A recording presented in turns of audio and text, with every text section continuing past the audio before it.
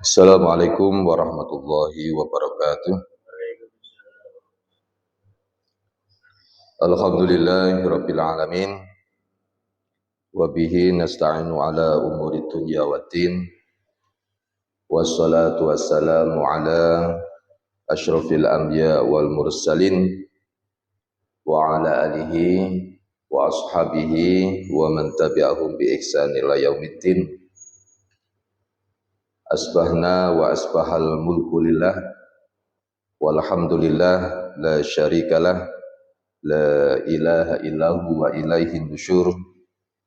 Asbahna ala fitratil Islam wa kalimatil ikhlas wa ala dini nabiyina Muhammad sallallahu alaihi wasallam wa ala millati abina Ibrahim hanifa wa makana minal musyrikin.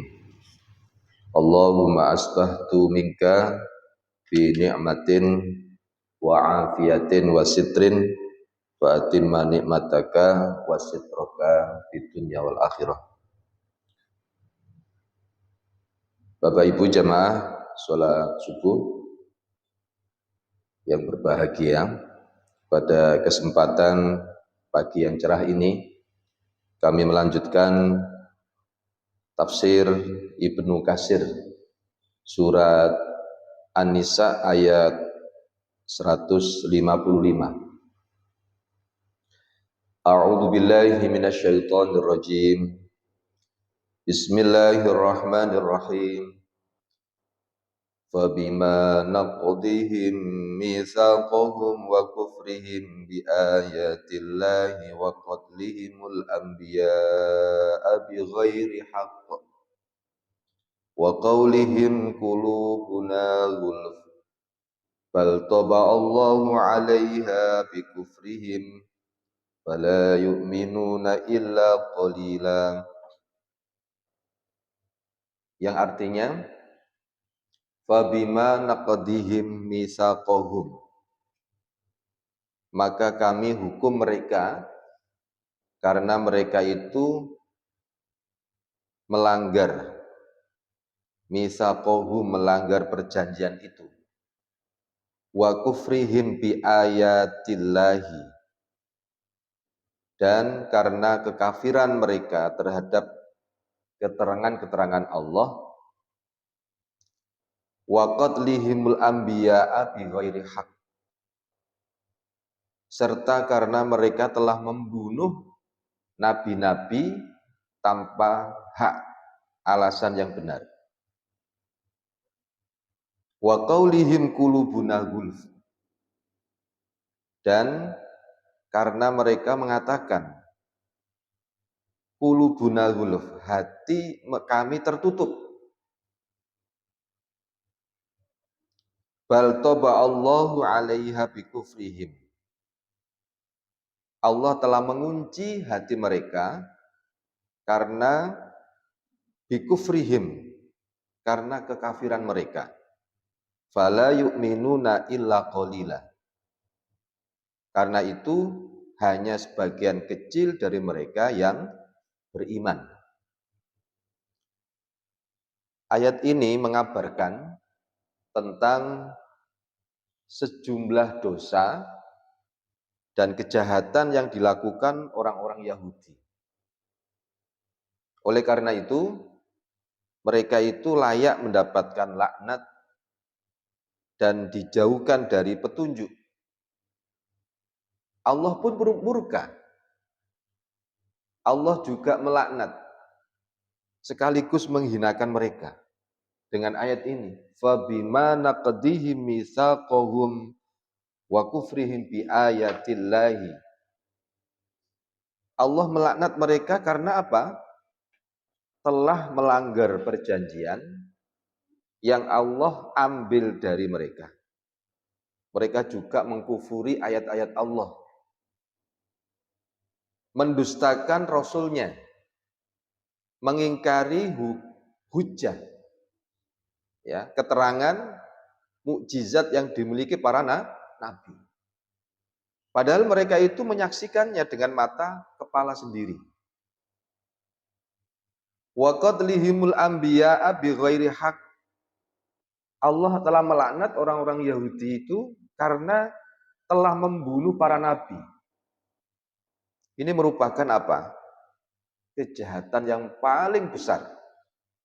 Tidak ada yang berani bermaksud untuk membunuh para nabi kecuali orang-orang yang sudah mencapai puncak kejahatan. Jadi kalau orang membunuh utusan Allah, Pak, itu kejahatan yang paling besar. Wa qaulihim qulubuna gulf. Dan karena mereka mengatakan dia jujur dengan perbuatannya, aku ini hatiku tertutup. Berarti dia menjelaskan mereka itu jelas-jelas menampakkan dia nggak senang, hati saya tertutup. Allah melaknat orang Yahudi karena apa?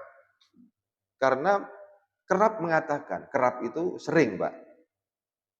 Berarti yang diungkapkan itu menunjukkan dia tidak beriman.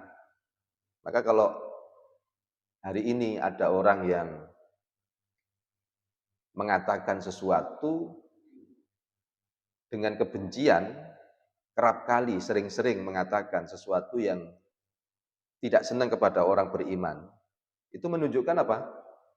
Antara hati dan omongannya sama.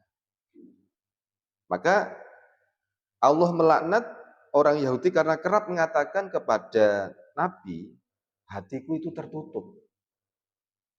Ibnu Abbas mengatakan maksud ayat tersebut adalah hati kami berada dalam tutupan.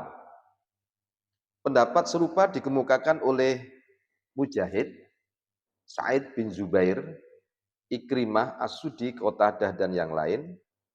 Perkataan mereka itu seperti perkataan orang musyrik. Siapa itu orang musyrik? Yang disebutkan dalam firman Allah, wa qalu qulubuna fi akinnatin mimma tad'una ilaihi wa fi adhanina waqrun wa min bainina wa bainika hijabun. Ini yang dijelaskan. Wa qalu, dan mereka mengatakan, qulubuna fi akinnatin. Hati kami itu telah tertutup mimma tad'una ilaihi, dari apa yang engkau seru kepada kami padanya. Dia itu menyatakan hatinya tertutup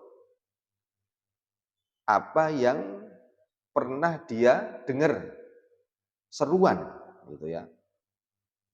Wa fi adzanihim waqrun, dan telinga kami itu tersumbat loh. Ngomong dewe, Pak.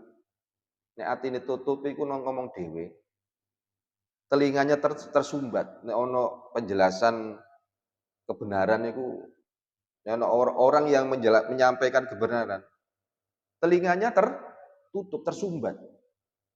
Ada orang yang menyampaikan sebuah ayat Al-Quran,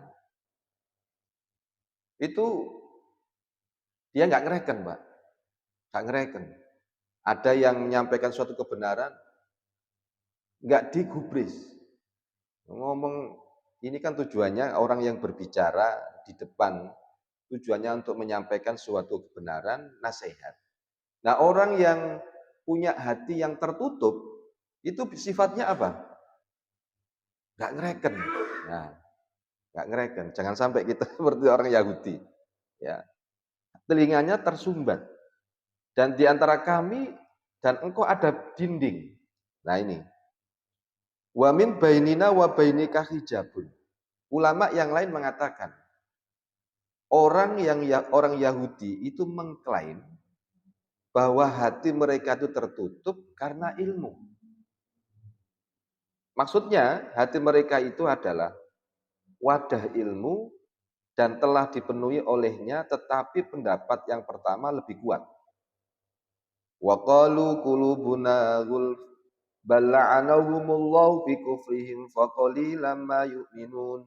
Surat Al-Baqarah ayat 88. Dan mereka mengatakan, hati kami tertutup. Tidak Allah telah melaknat mereka karena keingkaran mereka, tetapi sedikit sekali mereka yang beriman. Ternyata ada yang beriman, tapi kebanyakan mereka tidak beriman. Bal Allahu alaihi bikufrihim. Sebenarnya Allah itu telah mengunci hati mereka karena kekafiran mereka.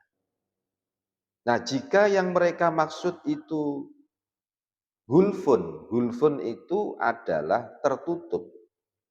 Mereka itu seakan-akan meminta dimaklumi, Pak.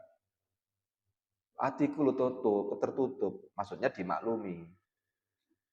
Maksudnya dia diminta dimaklumi oleh Nabi atas ketidakpahaman mereka terhadap ucapan beliau. Padahal sebenarnya itu merupakan sebuah ejekan, cemoohan.